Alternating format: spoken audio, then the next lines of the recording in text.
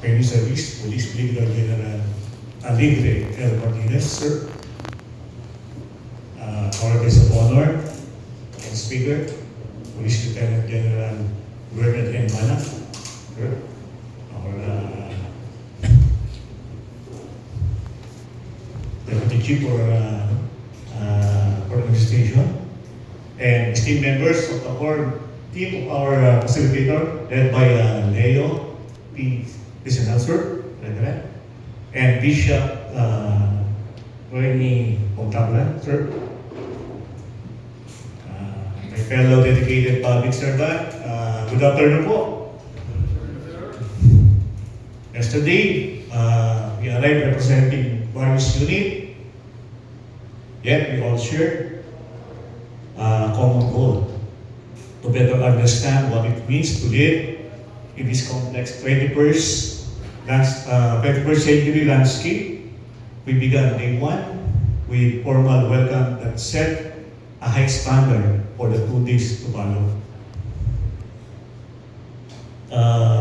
The journey began in word, yung personality test, and the session of God call for us to live, challenge to examine our own foundation. Under the guidance of our facilitator, we explore the heart of a leader, realizing that our true strength lies not in the authority of our rank, but in our ability to inspire others to exceed their own expectations.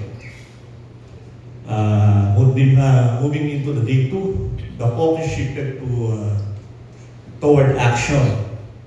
Ito na po yung discussion, priorities, decision making, and yung pinakahuli, yung strategic planning provided us with the practical tools necessary to navigate the challenges of modern policy.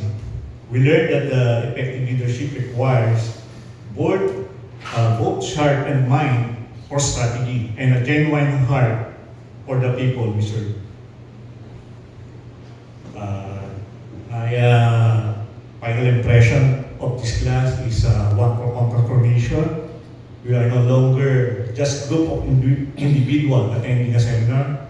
We are united cohorts of leaders. We leave this hall with a renewed commitment to the vision of Bagong PNP para sa Bagong Pilipinas, striving to provide service that is truly mabilis at tapat at nararamdaman.